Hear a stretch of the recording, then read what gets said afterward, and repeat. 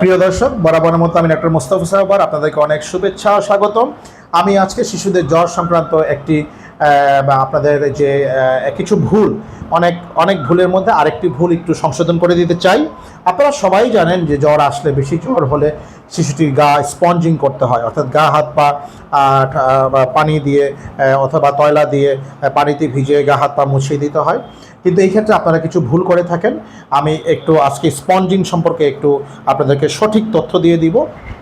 শিশুর যদি গা খুব বেশি গরম হয়, প্রথমে শিশুর গা থেকে জামা কাপড় খুলে ফেলবেন, বাচ্চাকে বিছানার মধ্যে শোয়াবেন, ফ্যান ছেড়ে দিবেন, দরজা জানালাগুলো খুলে দিবেন যাতে সহজে বাতাস ঢুকতে পারে। এবং সেই ক্ষেত্রে আপনারা স্পঞ্জিং কিভাবে করবেন, আগে কি ভুলটা করেন সেটা একটু বলি। আপনারা বেশিরভাগ ক্ষেত্রে ঠান্ডা পানি মধ্যে তয়লা ঠান্ডা পানিতে ভিজিয়ে মাথার মধ্যে দিয়ে রাখেন বা এভাবে চাপ দিয়ে ধরে রাখেন। মনে করেন যে মাথা ঠান্ডা হলেই বাচ্চার জ্বর গা থেকে চলে যাবে। এটা সম্পূর্ণ ভুল। বরঞ্চ এতে বাচ্চার ক্ষতি হতে পারে। এতে তো জ্বর কমবেই না, বরঞ্চ এই ঠান্ডা পানিতে এই তয়লা ভিজিয়ে মাথায় ধরে রাখলে বাচ্চার ঠান্ডা লেগে জ্বরটা আরও বাড়তে পারে বা ঠান্ডা লেগে বাচ্চার অবস্থা আরও খারাপ হতে পারে। তাহলে কি করবেন, আপনারা তয়লা নেবেন, তয়লা নিয়ে ঈষদুষ্ণ বা কুসুম গরম পানি অথবা ট্যাপ ওয়াটারের মধ্যে এই তয়লাটা ভালো মতো নিংড়িয়ে তারপরে মাথা থেকে পায়ের তলা পর্যন্ত হাত পাটা মুছে দিবেন। বারবার মুছতে থাকবেন।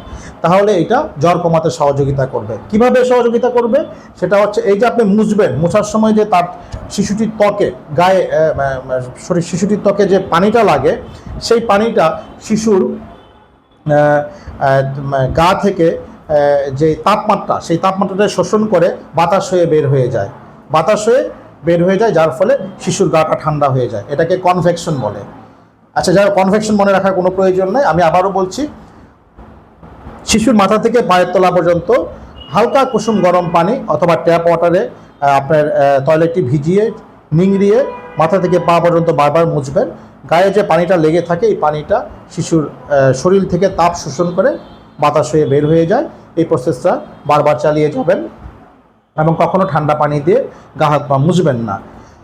দর্শক, আমি আরও কিছু যেটা বলতে চাই সেটা হচ্ছে যে, শিশুর জ্বর হলে শিশুকে প্রচুর পরিমাণে তরল খাওয়াবেন এবং শিশুর যদি পানি শূন্যতা হয় তাহলে কিন্তু জ্বর আরও বাড়বে, জ্বর কিন্তু কমবে না।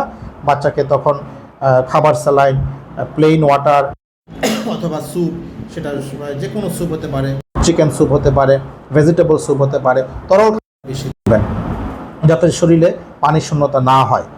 দর্শক, আজ এই পর্যন্তই। পরবর্তীতে জ্বর সম্পর্কে আমরা আরও কিছু আপনাদেরকে দেওয়ার চেষ্টা করব।